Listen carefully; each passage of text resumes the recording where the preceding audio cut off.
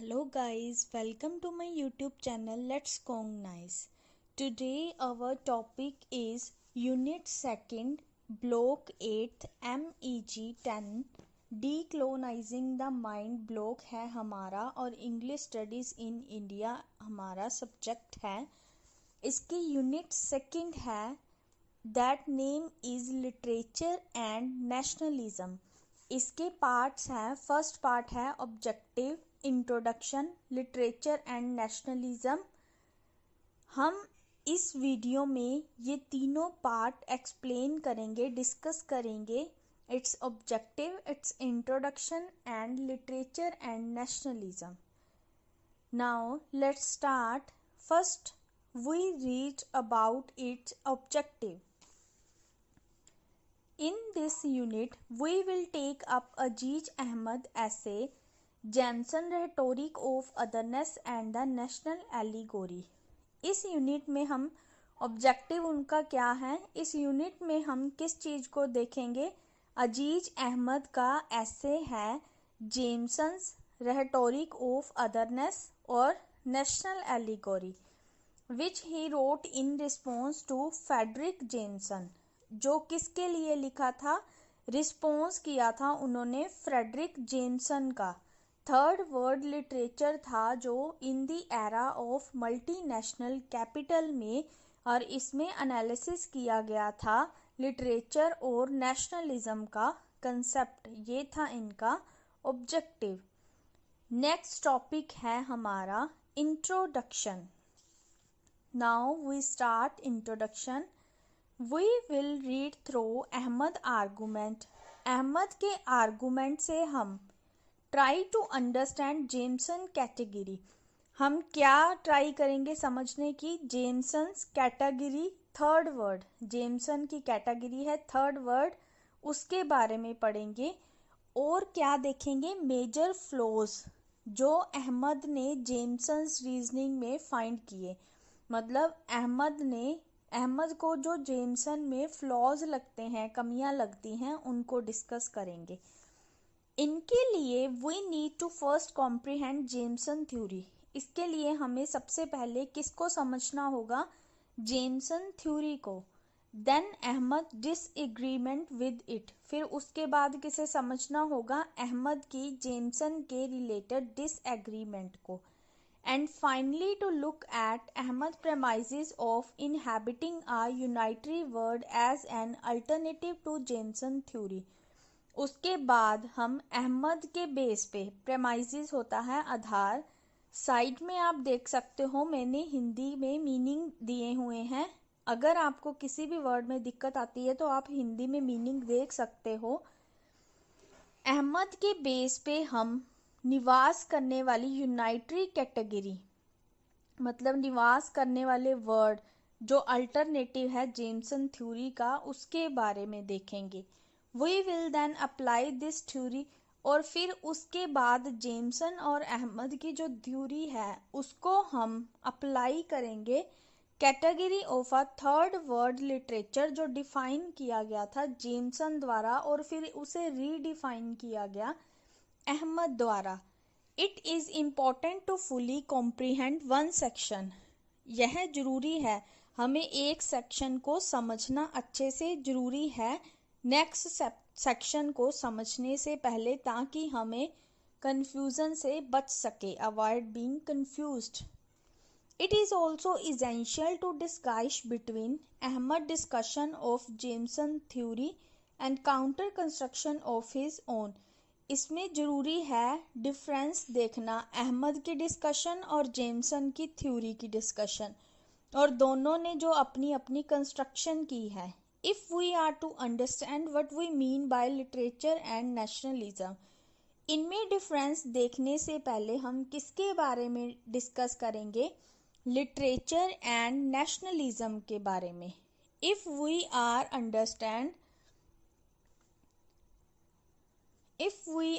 understand, let us first grasp what we mean by literature and nationalism. Now हम start करते हैं, what is literature and nationalism. It's our third topic of this video.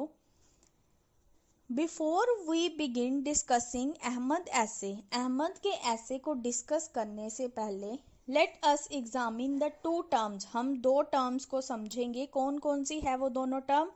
Literature and nationalism. We should also see as to how these two entities are interlinked. हम क्या देखेंगे, किस तरह ये दोनों एंटिटी कौन है? Literature and nationalism. ये दोनों किस तरह से एक दूसरे से इंटरलिंक है, and how they fit into the concept of decolonising the mind, और ये किस तरह फिट हुई डीक्लोनाइजिंग द माइंड में। Colonial literature, as we were aware by now, proclaimed both the superiority and rightness in every aspect of colonial life. जो colonial literature है, हम सभी को पता है उनकी superiority और rightness को। हमें colonial life की superiority और rightness के बारे में पता है। 20th century में जो स्टार्टिंग ईयर्स थे और जो इंग्लैंड इंपीरियल अथॉरिटी थी कॉलोनीज के ऊपर, उनका पतन हो गया था, उनको डिक्लाइन कर दिया था। डिक्लाइन होता है पतन करना। The English had lately been defeated in the Boer war.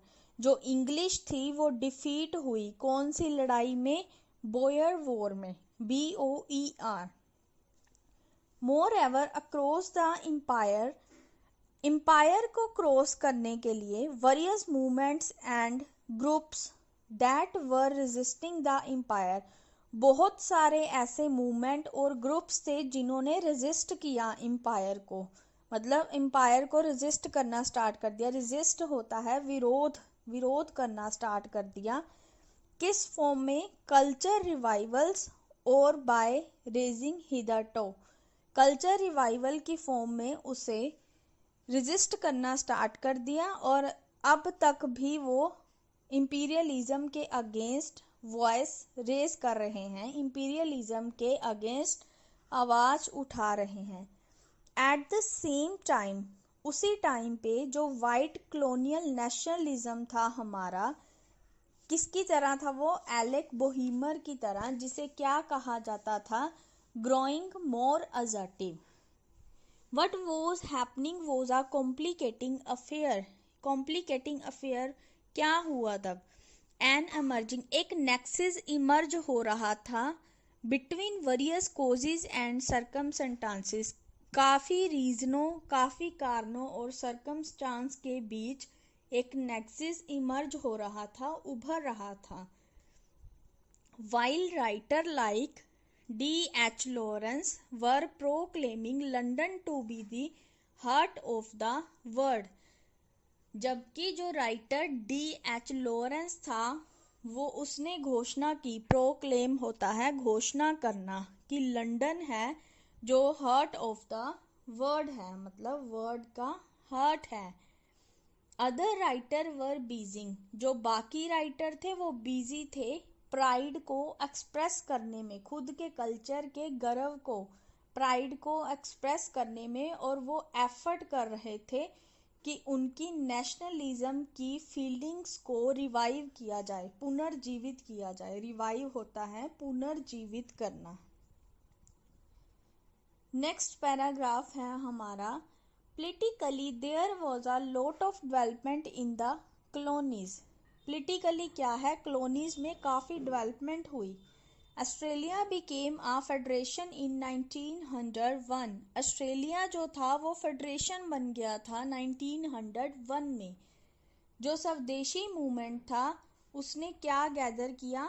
Momentum. Bengal में 1905 से लेके 1908 तक उसने मोमेंटम गैदर किए, Swadeshi movement gather momentum. There was a gradual upsurge होता है उथल पुथल। तब क्या हुआ? काफ़ी उथल पुथल हुई जिसने काफ़ी प्रभावित किया इंडियन नेशनल कांग्रेस को फ्रीडम स्ट्रगल में। And the call for the first civil disobedience था, वो क्या था? फर्स्ट सिविल डिसओबीडियंस मूवमेंट था, जो कब बना था? 1921 से 1922 के बीच बना था। Other colonies in Africa like Kenya, Nigeria and Southern Africa were experiencing civil unrest। जो अफ्रीका की बाकी कंट्रीज थी जैसे केन्या, निगेरिया एंड साउथर्न अफ्रीका, उनको काफ़ी एक्सपीरियंस था सिविल की अनरेस्ट का। The south Africa native national Congress, ये जो कांग्रेस थी इसका लेटर नेम था जो 1912 में नेटिव काटकर क्या रह गया, African national Congress. More ever the 1920 शादी 1920 में क्या देखा गया, ब्लैक अफ्रीकन मास मूवमेंट की राइज हुई। किसके अंडर हुई थी, मार्कस डार्वे इंस्पायरेशनल गाइड करता था, जिसके अंडर क्या थी, ब्लैक अफ्रीकन मास मूवमेंट की राइज हुई। ये क्या था, एक जमाइकन इमिग्रेंट था। The phenomena was to be reflected in work of the black nationalist. ये जो फिनोमिना था किस चीज को रिफ्लेक्ट किया उसने, ब्लैक नेशनलिस्ट के वर्क के under. Writer across the empire were validating their own experience. जो राइटर थे एम्पायर को अक्रॉस कर रहे थे, उन्होंने क्या एक्सपीरियंस दिया, हमें इन 2 लाइन्स में बताया गया है। प्रोड्यूसिंग एंथ्रोपोलॉजिकल स्टडी, क्या करना है, एंथ्रोपोलॉजिकल स्टडी करनी है, सोशल हिस्ट्री की स्टडी करनी है एंड जर्नलिज्म की, और उसके साथ साथ पोइट्री एंड फिक्शन को भी प्रमोट करना है। It was in the form of a culture evaluation, culture क्रांति की फॉर्म में, a form where colonial history was being reinterpreted. जो कॉलोनियल की हिस्ट्री थी उसे री इंटरप्रेट किया गया। Where religion was being revived, जो धर्म थे, रिलीजन थे, उन्हें रिवाइव किया गया। रिवाइव क्या होता है, पुनर्जीवित किया गया। एंड वेयर एलिजिक एंड नॉस्टैल्जिक, एलिजिक होता है शोक और नॉस्टैल्जिक होता है उदासीन। जो ऐसी पोइट्री थी उन्हें लिखा गया, मतलब उदासीन, उदास वाली पोइट्री और शोक वाली poetry. It was through such a culture revolution, ये सारा कुछ किसके थ्रू हुआ, कल्चर क्रांति के थ्रू। That the feeling of the strong nationalism, जिसकी फीलिंग्स कैसी होती थी, एक पावरफुल राष्ट्रवादी, मतलब स्ट्रॉन्ग नेशनलिज्म की तरह। A pride in all that was the native was being mobilized, जो प्राइड था इन सभी में, नेटिव्स जो थे मोबाइलाइज्ड हो गए थे। मोबाइलाइज्ड होता है एक जगह से दूसरी जगह। Literary tradition that were in fact inherited from the colonizer now come to be not only appreciated and translated but also indigenized to represent anti-colonial self-expression। जो लिटरेरी ट्रेडिशन थे जो क्लोनाइजर से इनहेरिट किए गए थे, उनको ओनली अप्रोशिएट और ट्रांसलेट ही नहीं किया गया बल्कि उनको स्वदेशी भी बनाया गया, इंडाइजनाइज्ड भी किया गया। इंडाइजनाइज्ड क्या होता है, स्वदेशी। इंडाइजनाइज्ड भी किया गया रिप्रेजेंट करने के लिए एंटी कॉलोनियल सेल्फ एक्सप्रेशन को। Colonized writer were taking up a chance। Colonized writer थे, उन्होंने क्या ली, मुद्रा ली against colonial rule and doing so by utilizing the very tool that were handed to them by the colonizer। जो किसके against था, colonial rule के against था। उन्होंने काफ़ी टूल्स यूज़ किए जो किनके हाथों में थे, सौंपे गए थे, किनके द्वारा सौंपे गए थे, क्लोनाइजर द्वारा। दे वर टेकिंग वेस्टर्न जर्न ऑफ द नोवेल, उन्होंने किन किन चीज़ों को लिया, एक था वेस्टर्न जर्न ऑफ द नोवेल और शॉर्ट फिक्शंस को as a means of expressing. किसके लिए दिए थे शॉर्ट फिक्शन और वेस्टर्न जर्न, किसके लिए लिए थे, एक्सप्रेस करने के लिए खुद के परसेप्शन ऑफ कल्चर को, स्पेस को एंड क्लोनाइज्ड एक्सपीरियंस को। लास्ट पैराग्राफ है हमारा, सच राइटर्स इंक्लूडेड, इन राइटर्स में रविंद्रनाथ टैगोर, राजा राव, ये दोनों तो इंडिया से बिलोंग करते थे। और क्लॉड मैके फ्रॉम जमाइका, जो क्लॉड मैके था वो जमाइका से था। एंड सोलोमन प्लाटजी, ये साउथ अफ्रीका थे, साउथ अफ्रीका से बिलोंग करते थे। From what has been said so far, it may be discerned that the feelings of culture pride, इन्होंने क्या कहा, इन्होंने फील की, पहचाना, डिजर्न्ड होता है पहचाना, इन्होंने कल्चर प्राइड की फीलिंग्स को पहचाना। The going back to one's root, क्या है, अपनी जड़ों तक ये गए। लुकिंग फॉर इंस्पायरेशन, इंस्पायरेशन को देखते हुए खुद के कल्चर स्फेयर के साथ साथ इन्होंने काफ़ी पॉलिटिकल मूवमेंट्स को पार्ट किया। And parcel of anti colonialism and the growth of the sense of nationalism, किसकी ग्रोथ पर इन्होंने ध्यान दिया, नेशनलिज्म की ग्रोथ पर। ये था हमारा आज का topic, introduction and objective of the unit second, literature and nationalism, and it's third topic is literature and nationalism. I hope आपको अच्छे से समझ आ गया लिटरेचर और नेशनलिज्म का ये टॉपिक। नेक्स्ट वीडियो में हम डिस्कस करेंगे इसका 2.3 टॉपिक है about Jameson rhetoric of otherness and national allegory. I hope आपको ये वीडियो अच्छा लगा। If you like this video, please subscribe this channel and press the bell icon to get notification of all more updating videos related to MEG 10 and literature and nationalism. Thank you guys, bye bye, have a nice day, मिलते हैं next video में।